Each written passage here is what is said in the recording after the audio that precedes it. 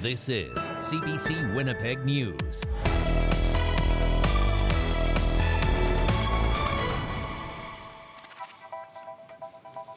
Good evening. Thanks for joining us. It was a move to try to curb escalating violence, clamping down on machete sales. And while stores are complying, they are still widely available online, leaving the province pleading for those retailers to step up. CBC's Ian Fraze reports. All of these are exempt from those provincial rules. You can buy a lot at Pollock's Hardware Co-op. They've got a big selection of garden tools, but what's missing are machetes. It's important that these things don't end up in the wrong hands. The gardening tool has become the weapon of choice in crime after crime after crime. There would have been some incidents happening that we heard around the city, and in recognition of that, we just felt it's better just to pull it from our store. A few years ago, staff at the hardware store made that decision voluntarily. Now Manitoba's government wants online stores that sell machetes to voluntarily impose restrictions. Some stores have, but two big companies have not. Amazon and Walmart have dozens of machetes for sale. Matt Wiebe is Justice Minister. Well, I can tell you we're frustrated that these online retailers aren't taking this seriously in the way that we're asking them to. The NDP government sent them letters twice, urging them to comply with the intent of provincial legislation passed last year that only allows adults with photo ID to buy machetes. But these rules only apply in stores, not online. They should understand their obligation to be good corporate citizens in the same way that when we reached out to retailers here like Canadian Tire or Cabela's, they were willing to work with us. The Tories say the province should have included online sales in the bill.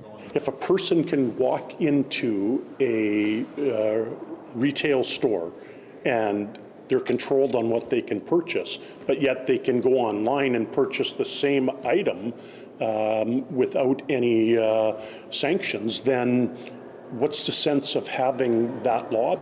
Meanwhile, Wiebe says he's lobbying Ottawa to develop stronger rules around machete sales.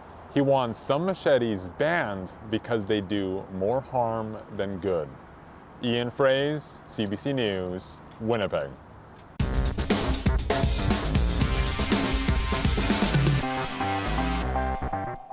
The financial forecast for the city of Winnipeg just got a little brighter. A windfall from a lawsuit settlement over the police headquarters has turned a forecast deficit for last year into a surplus. But the city still faces tough financial pressures. CBC's Cameron McLean reports. A city lawsuit against the contractor hired to build the police headquarters ended in a settlement. A judge ordered the contractor, Caspian, to pay more than $22 million to the city. None of that money has been paid, but it's now being included in the city's final financial figures for 2024.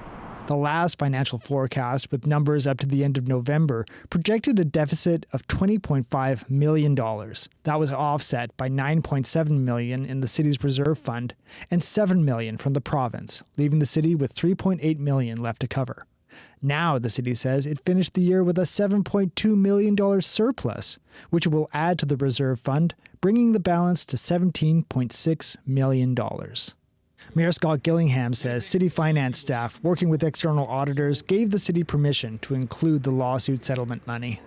I'm confident our staff has moved cautiously and carefully, and now we're at the place where we can recognize this recovery. Finance Chair Jeff Brawadi called it good news. We're now going to see a surplus for the year as opposed to a deficit. But again, it's one-time money. The challenges that we still have do remain. Snow removal costs continue to climb, exceeding last year's budget by more than $23 million. Brawadi says it's time to look at other options. I think there's an opportunity to perhaps find savings in the way we go about contracting it even. And again, if there's an opportunity to bring more in-house and find that, we need to move the mix that way a little bit, so be it. With a balanced budget and money in its reserve fund, the city of Winnipeg is in the clear for now. Cameron McLean, CBC News, Winnipeg. Winnipeg is getting a $16 million boost in its funding from the federal government to help with upgrades to the city's largest sewage treatment plant. The money will go towards completing Phase 2 improvements at the North End sewage treatment plant. The plant is more than 90 years old and it provides 70% of the city's wastewater treatment. The total costs of those upgrades are estimated around $3 billion. The mayor says the city will need more help with the tab. We need to continue to work together to secure funding for Project 3, the nutrient removal phase. Project 3 is the final stage and it's essential to expanding capacity and to keeping the project affordable for ratepayers. The province originally ordered upgrades to it in 2003.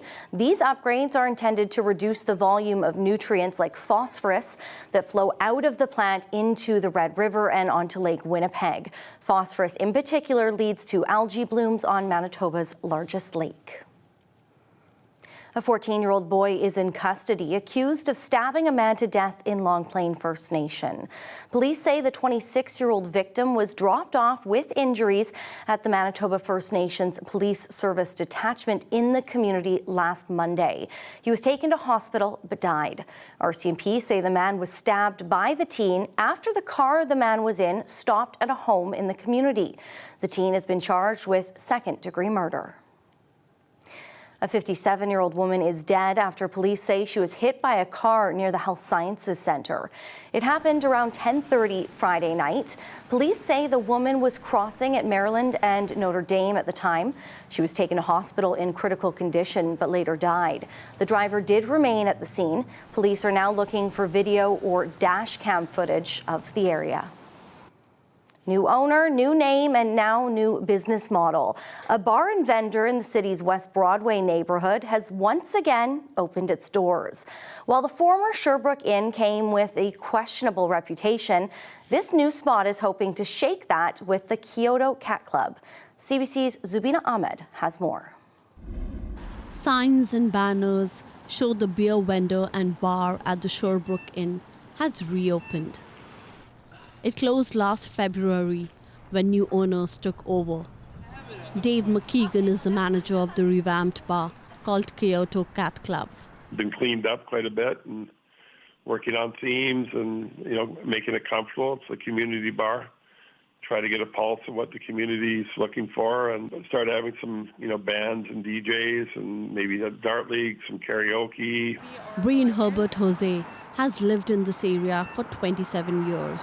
Any kind of untoward incidents you've seen around as a resident? Yeah? No, honestly, it's just the rowdy people that are leaving the bar, like the vendor of the bar, going home. They're just a little loud, but there's no issues. McKeegan hopes to improve the reputation that Sherbrooke Inn has faced.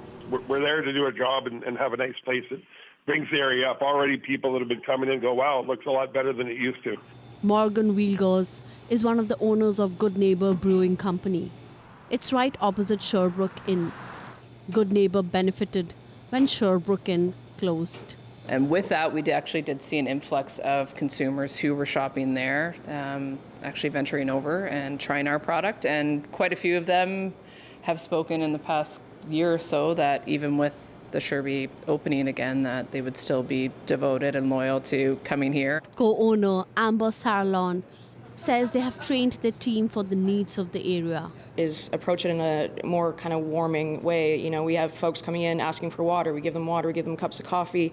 We let them use our washrooms. Sarlon says they don't see the new bar and vendor reopening as a threat, but more a friendly competitor. She says the neighborhood is growing and a vibrant spot for business. Zubina Ahmed, CBC News, Winnipeg. There are 4 candidates running in the provincial by-election in Transcona. The provincial seat is vacant following the death of NDP MLA Nello Altamar. Shannon Corbett is running for the NDP. The PCs are running Sean Nason. Brad Boudreau is the Liberal candidate, and Susan Auck, the former speed skater, is running as an independent. Advance voting begins on Saturday. By-election day is March 18th.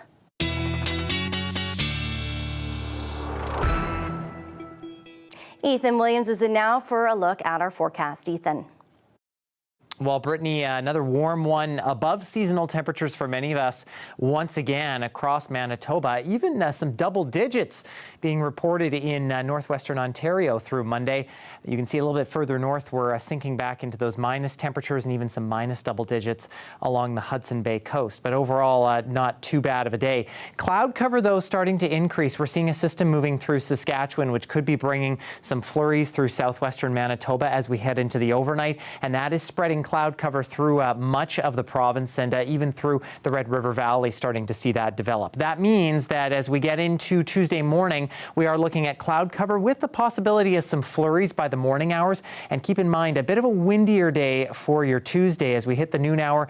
Temperature is going to be falling back a little bit compared to today as we're closer to that -5 mark, and those flurries likely to continue, Brittany, as we head all the way throughout the afternoon. Coming up, how a Brandon salon is offering people a fresh start. That's next. Stay with us.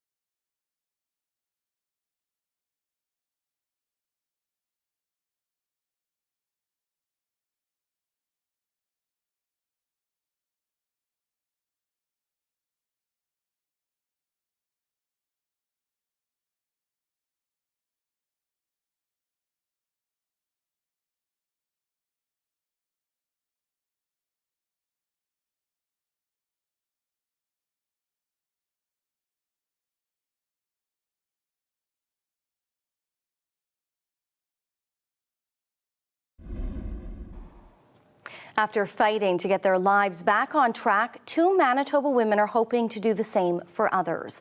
From those who struggled with addictions to others who are trying to start over after spending time behind bars. This new salon in Brandon is helping people on the road to recovery. CBC's Chelsea Kemp has the story. Jessica Chartier adds another tattoo to her best friend's arm. Chartier began tattooing when she started her recovery journey almost 6 years ago. I turned my pain into beauty, into art. So even if there are a couple of squiggly lines here, it's just I remember that progress and what it meant for me. Chartier says it was hard getting her life on track after experiencing addictions and incarceration. She wants to make that journey for others easier. That's why she's opening Studio Serenity with her best friend and hairstylist, Sasha Boyd. The two met in recovery meetings, where they say many people need a hand up getting back into the workforce. Boyd says they're taking on tattoo and hairstylist apprentices. They want Studio Serenity to give people in recovery or coming out of incarceration a fresh start. I hope that, the more we talk about it, the less of a stigma that it is. I'm not ashamed to say that I recover from it. I'm proud. I'm proud that I can be an advocate for recovery and say that it is possible. Studio Serenity is also offering tattoo removals in partnership with the John Howard Society of Brandon. They'll help with tattoo removals based on the grant money available to pay for the service. Chartier says they want to help remove gang, facial, and other tattoos that prevent people from getting jobs. When you come into recovery, there's a lot of shame and guilt, and that's a consistent reminder when you have that on your body. So if we can help people to remove that and love themselves and the skin they're in, that'll just boost self-esteem, boost employability opportunities. And for Chartier, boosting people up to succeed in the workplace by celebrating their recovery journeys. Chelsea Kemp, CBC News, Brandon. Strength, unity, and resilience. More than 1,000 people gathered to hear from the head of the Ukrainian Greek Catholic Church in Winnipeg this weekend. The Archbishop offered a clear message to parishioners that helped bring a renewed sense of strength to the city's Ukrainian community. CBC's Gavin Axelrod has more. A message of hope and unity during a time of war and uncertainty. People of Ukraine are tired, are wounded, but resilient and unbroken. Around 1,200 parishioners filled this church Sunday, hanging on to every word from Sviatoslav Shevchuk, the major archbishop of the Ukrainian Greek Catholic Church. We will remember all those. His appearance came days after that explosive meeting in Washington between U.S. President Donald Trump and Ukraine's President Volodymyr Zelensky, which was still on the minds of many who attended Sunday's service. It's so terrible and sad, and I was crying a lot. But Yaroslava Suchkova also says Shevchuk's words gave her a renewed sense of hope for Ukraine. We will pray, continue to pray for our Ukraine, for our people. That sentiment was also shared by church trustee Eugene Waskew. He hit the right notes of faith and strength and unity and belief, in the future of Ukraine, and that we will somehow survive this. That was important. It was important to be here. Waskew also expressed optimism Sunday's summit on Ukraine in London could bring some positive developments for the country. European leaders met to work on a ceasefire plan to present to the U.S. Prime Minister Justin Trudeau was also there. But I'm hoping that the Europeans may even step up even more than they have, because Ukraine is their neighbor. Meanwhile, back inside the church, Shevchuk took the time to offer individual blessings one by one to all parishioners. I'm sure that for many of them who receive today, they will remember and cherish this moment for a very long time.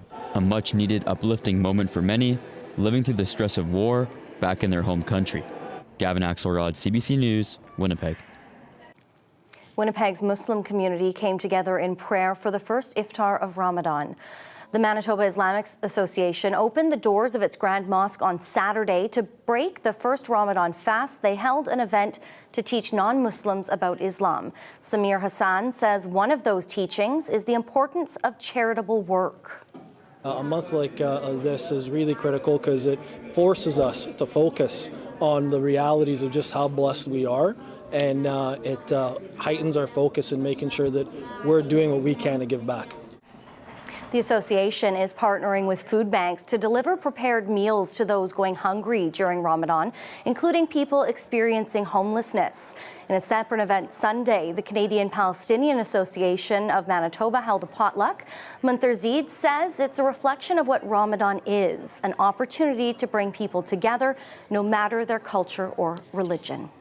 We'd like to have peace. I mean, there's a lot of problems around the world, whether it be in Palestine and Gaza, the Ukraine. Everybody just wants peace. And having other people besides Palestinians or Muslims in here shows that the world and people can get along. Dozens, including Premier Wab Kinew, shared the meal. The Muslim holy month of Ramadan runs until the end of March.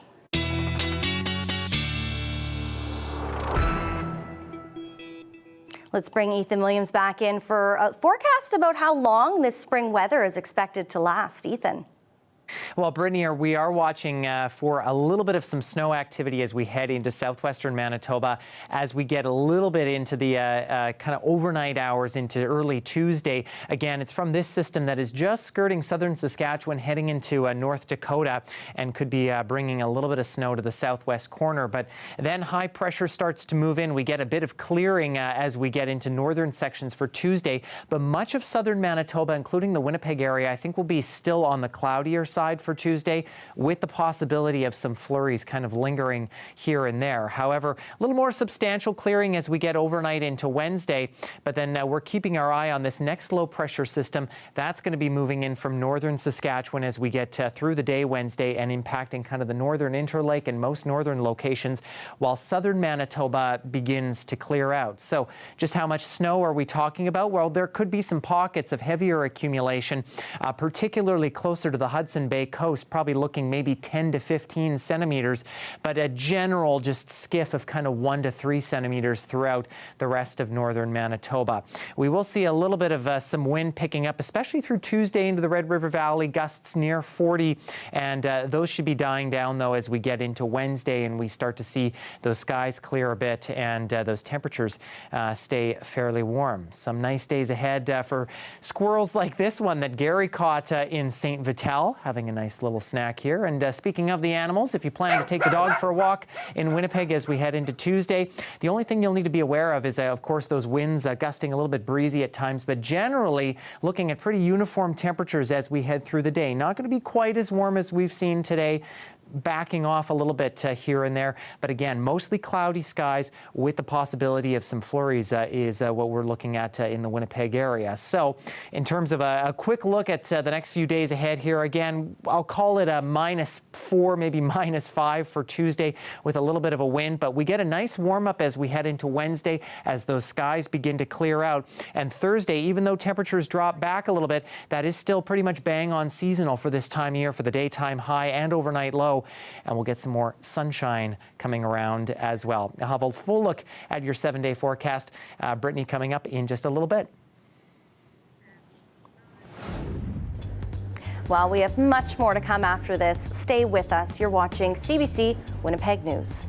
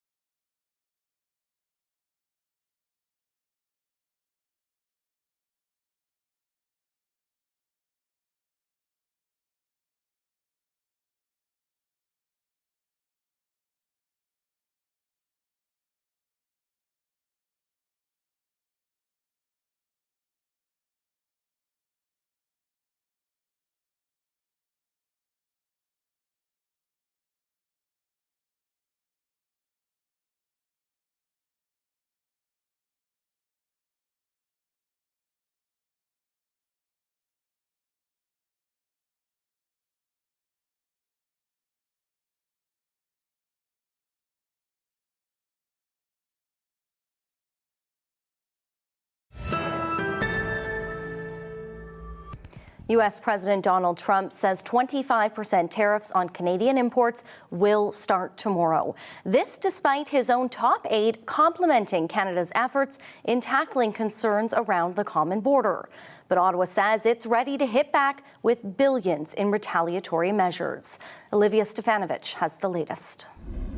On the eve of the latest tariff deadline. We don't know what's coming tomorrow.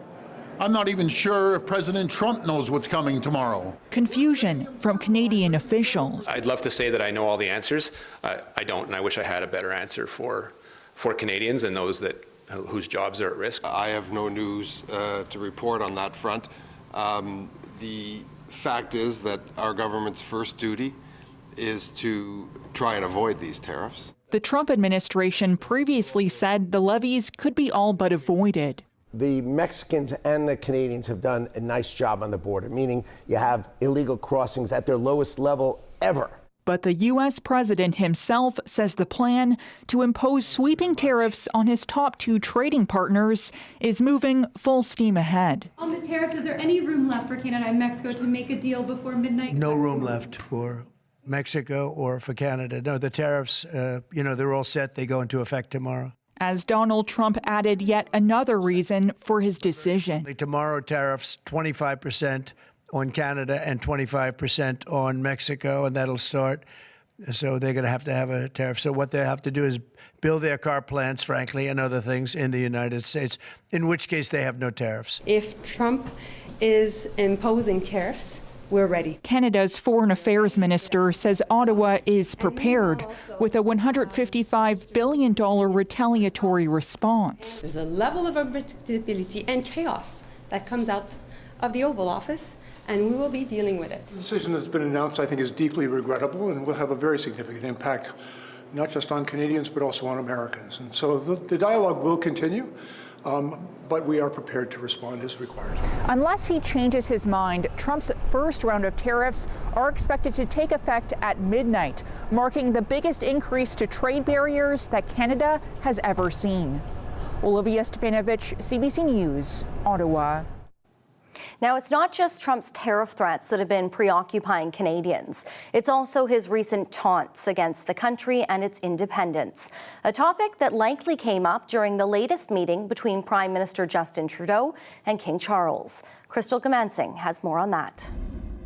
Members of King Charles's staff here at Buckingham Palace shared images of the meeting between the King and Canadian Prime Minister Justin Trudeau on the royal family's social media page. Based on those images, it appeared to have been a warm meeting between the Prime Minister and the King at Sandringham. That meeting really will be kept private. There won't be an official readout from palace officials because it's meant to be a frank conversation between those in the room.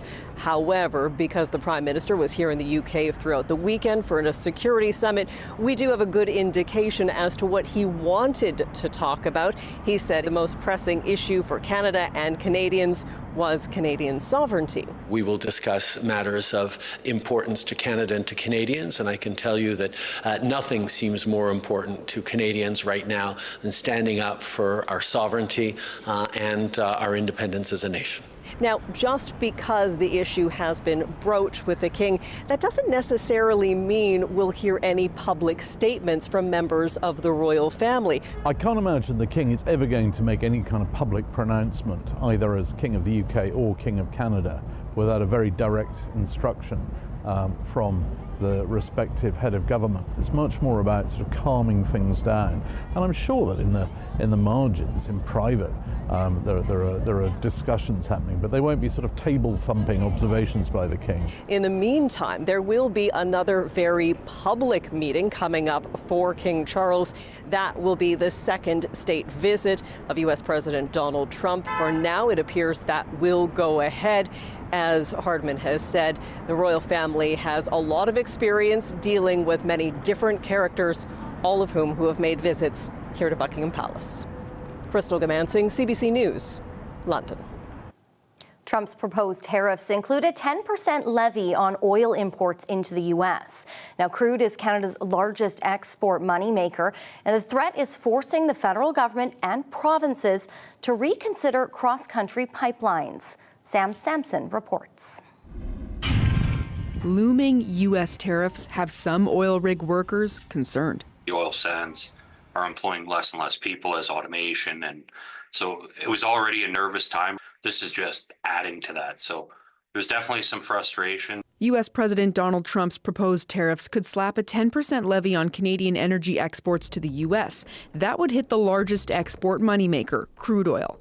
Most of it comes from Alberta, which brought in more than $113 billion selling oil to the U.S. in 2023. For the first time since 2020, Alberta is posting a deficit, and how deep the hole goes depends on tariffs. Budget for the worst, hope for the best, and make sure government has the flexibility to respond. I think everyone is just guessing at this point.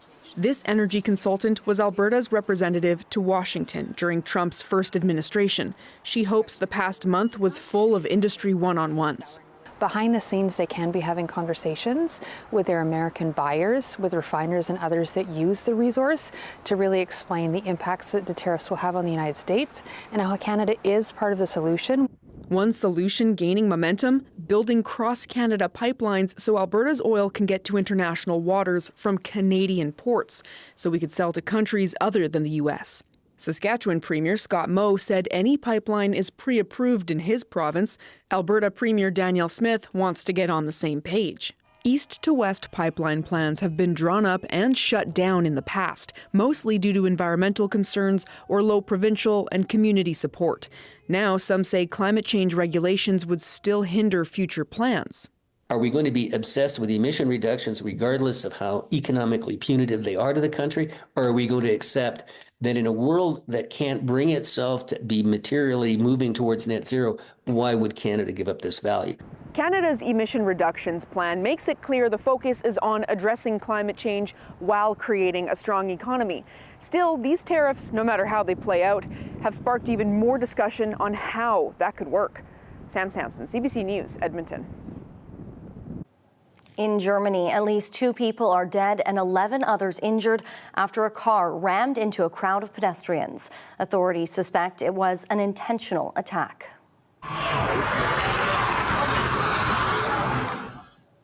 Police say the driver was a 40-year-old German national who shot himself while being arrested and is now in hospital. They say he does not appear to have any political or religious motives for the attack. Police believe he may be suffering from psychological problems. The street where the incident occurred was crowded for a holiday market on the final day of Germany's carnival season. Police had been on high alert during the celebrations in wake of multiple acts of violence involving cars in recent months. Tensions are high in the Middle East surrounding the fate of the ceasefire in Gaza.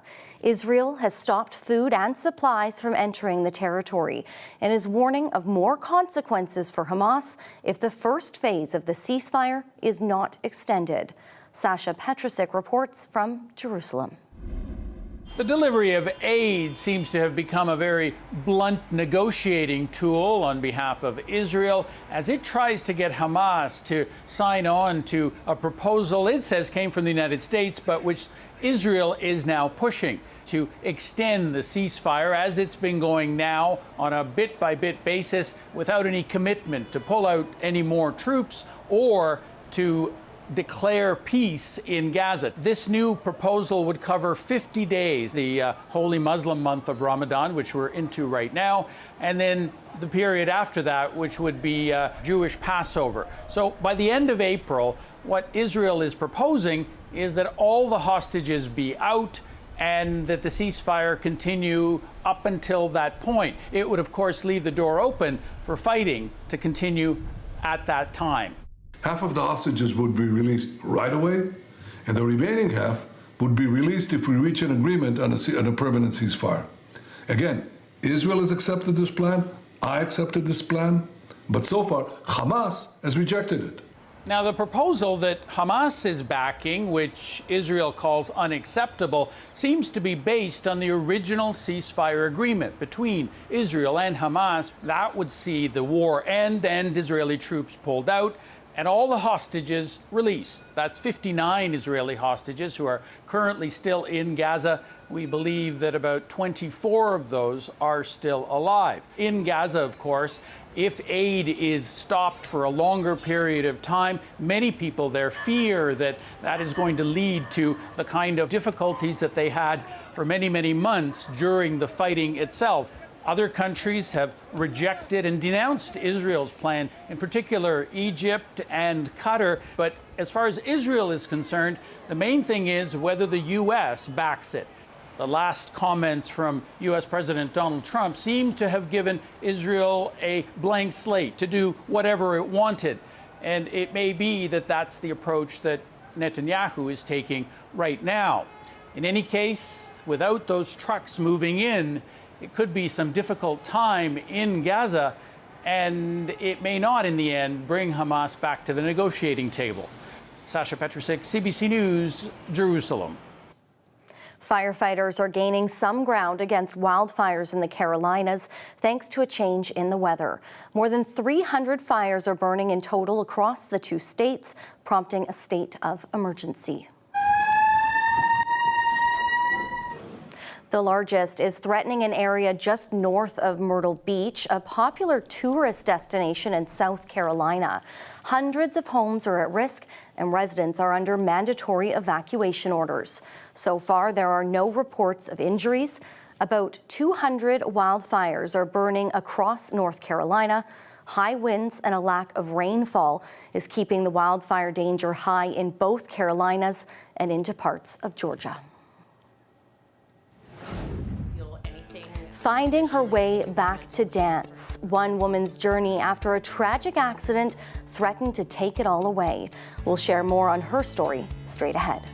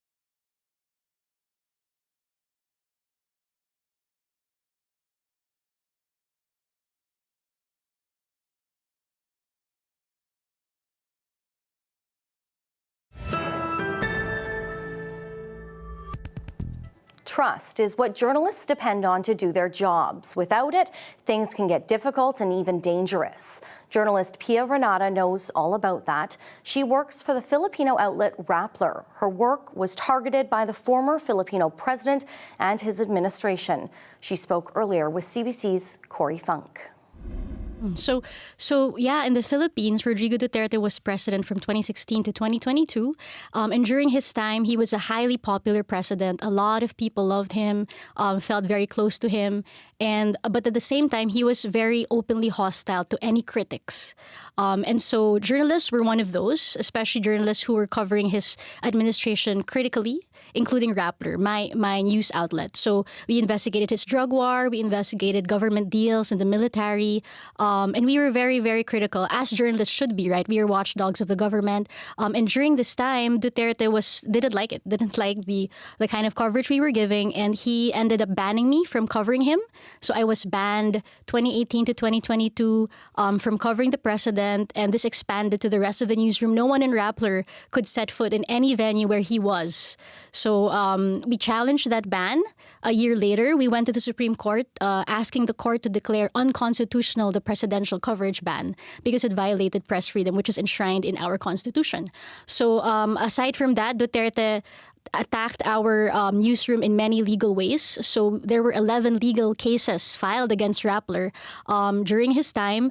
And my boss, Maria Ressa, our CEO, was actually arrested twice. In the span of 2 months, she had to pay bail 8 times. And we spent millions of dollars on legal fees, travel bonds, bail. And up till now, she's actually been convicted of cyber libel. We're appealing this decision, but cyber libel is kind of like, it's libel, but online, and it carries a weightier penalty than traditional libels. Were you worried for your life at all? Yes, I was. So there was a time when I got banned, right? Like I was entering Malacanang, the palace, and the guard there, he was in full battle regalia, and he was the one to tell me that Duterte had banned me, and that incident was all over TV. And so for a time, my mother was very concerned that if I were to do my usual commute going to the palace, that someone might recognize me, like maybe throw acid in my face. So I was assigned like a driver for a month just to make sure, like nothing happens like in the wake of the ban. And yeah, I would get a lot of rape threats, death threats in my inbox whenever I would speak out during a press conference and there's a YouTube live. So the comments would be like, "Oh, Pia Renata, like you should be killed or you deserve to be raped, etc." Your job is kind of shifted a little bit, where your job is actually now to build trust for Rappler and reach out to communities to help them understand that you mean well and you are trying to tell the truth. How's that job going, and how are you doing that, especially in such a hostile environment? It's been extremely fulfilling. In fact, my work now is in a way healing the wounds that I sustained during the Duterte years, because now I get to really try to understand people's psychology and really understand what it takes to have a better, more authentic relationship with news consumers. And we don't even call them consumers or users or readers, we call them community. It's like an attitude shift where we see this kind of two-way engagement. It's a two-way conversation. It's not going to be the media saying, this is what's true, believe this. This is, like kind of talking down to people, but more of engaging in a conversation where, what is it you need? What are we not covering enough? Like, how can we amplify your issues and make sure people in power understand your concerns? So it's been extremely fulfilling. Like, some part of my work is going around the country, leading these fact-checking workshops to teach like students, senior citizens, how to be more critical thinking, how to do fact-checking, the way journalists would, like to apply the skills we would use every day for their daily lives so they don't get hoodwinked, they don't get manipulated, and they can protect their loved ones. So part of it is also doing more community-driven storytelling in journalism, writing about marginalized sectors and how the status quo is not serving them, and really linking government officials with those groups that don't ever get represented in all of these meetings. Well, Brittany, of course, March for many of us coming in like a lamb. We haven't really seen drastic conditions in terms of sky conditions or really cold temperatures or anything like that.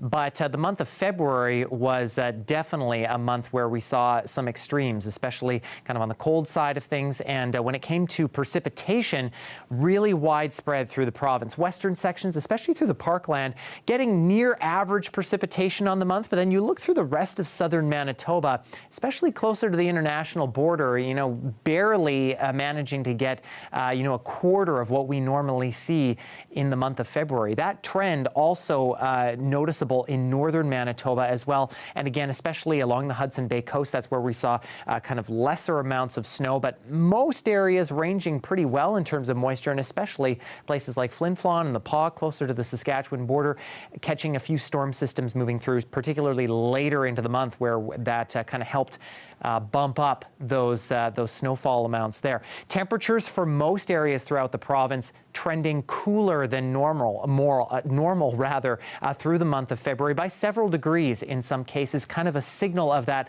La Nina pattern that we have been looking at. But temperatures from kind of here through the next little while looking to stay pretty much seasonal or above seasonal. We're not expecting really any major cold spells, and especially through Alberta and Saskatchewan, some much warmer weather coming, and that'll eventually head our way. For tonight, we're looking at those overnight lows remaining above seasonal, but cloud cover remains in place for much of southern Manitoba. Again, especially through far southwestern sections around Melita and Verdun, we could pick up maybe a few flurries overnight, but temperatures hovering kind of around that -5 to -10 mark. Even into northern Manitoba, around -20, that's not too bad for this time of year along the Hudson Bay coast. But again, for the further south you are, I think that's where we'll see that cloud cover and maybe some flurries sort of here and there.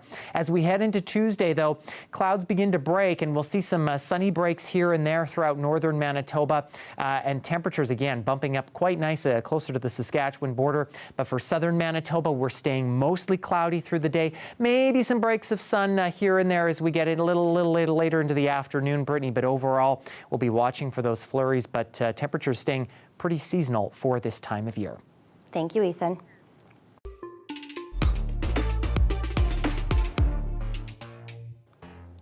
A Winnipeg woman who found joy and identity in Hungarian folk dance saw her world change in an instant. Lizzie Kovacs was a devoted member of the Capistran Dance Ensemble, but a horrific crash took it all away. This is her journey of recovery by the filmmaking students in the CREATE program at Sisler High. Culture for me is a really important part of my life. It's an important part of my identity. I've been dancing for 42 years now. We value culture, we value community. It gives us some meaning, it gives us some purpose, and it gives us a friendship circle that you can't necessarily get anywhere else. When I look at our family, our folk family, we've shared a lot of really great experiences. We've shared a lot of tough experiences together. Having their support this past year and a half has been huge. I don't think I realized just how much I appreciated all of them until there was a chance that it might just not be there for me anymore, and I might not be here anymore. So I consider myself extremely lucky.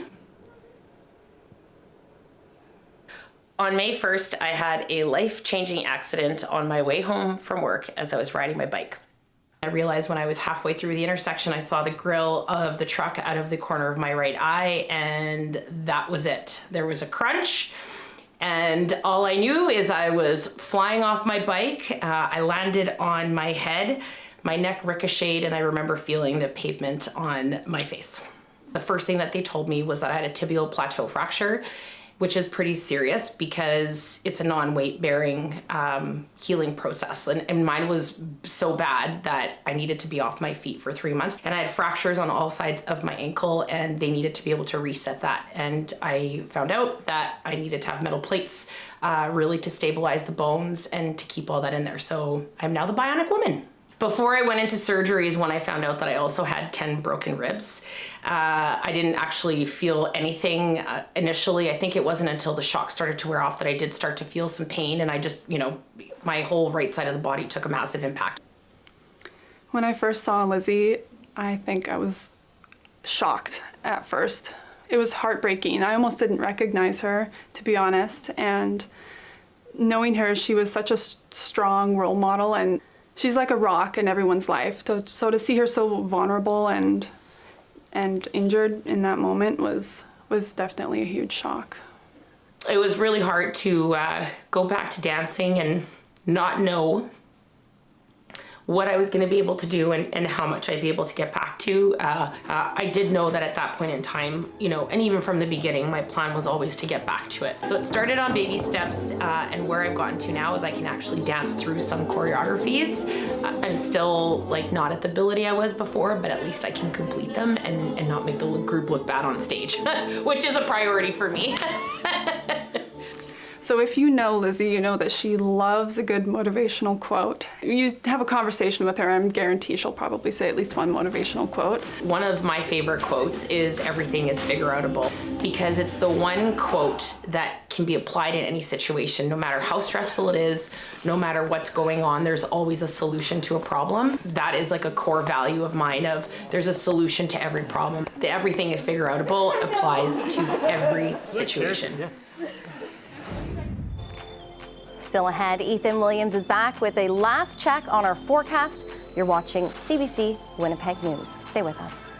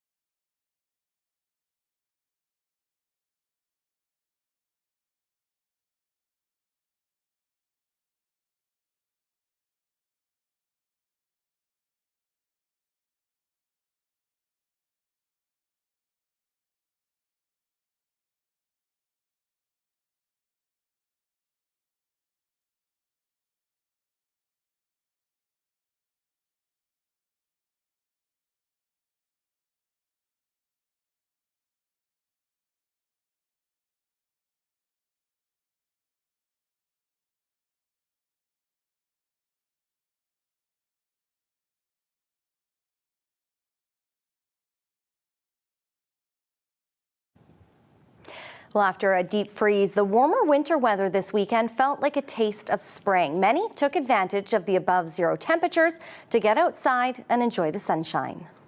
I'm happy that we're moving forward in the season. I do participate in quite a bit of winter activities, so it's a bit sad that it's coming to an end, but I've enjoyed this season, so here's to the warmer weather. I'm glad that it's getting warmer and we're not cold, but then same thing, we're not going to be skating and building like snowmen and stuff. Comfortable, and it's warm enough, it's pleasant. I don't feel any cold, even without wearing gloves. And it's just beautiful. We can always do skating indoors, so not too worried. I think we'll always have snow, but maybe less of it. I like the idea of having a colder winter that allows you to do some of those outdoor sports that you can't really do in the summer, right? And so it's nice to have the variety, the changing of the seasons. It's kind of why we live in Winnipeg, I guess. Yep. Well, after a bit of a cool down in our temperatures as we get into Tuesday and a little bit of wind with some lingering flurries, things really improving for Wednesday as we get closer to that freezing mark. Dropping back closer to seasonal for Thursday, but you'll notice we'll get some more sunshine coming our way. That'll be a theme as we head into the weekend as well. Friday, we stay pretty seasonal, but then we're back above freezing as we get into Saturday and Sunday. Those overnight lows staying above that -10 mark, so out of the minus double digits. Monday is our next chance where we may see a few flurries here and there, but the temperatures still staying above normal for this time of year. So overall, not too bad of a 7-day forecast as we start the unofficial start to spring, Brittany, at the beginning of meteorological spring. Thank you, Ethan. A Mexican man is so proud of his toy collection, he takes it with him wherever he goes. Here's your Daily Lift.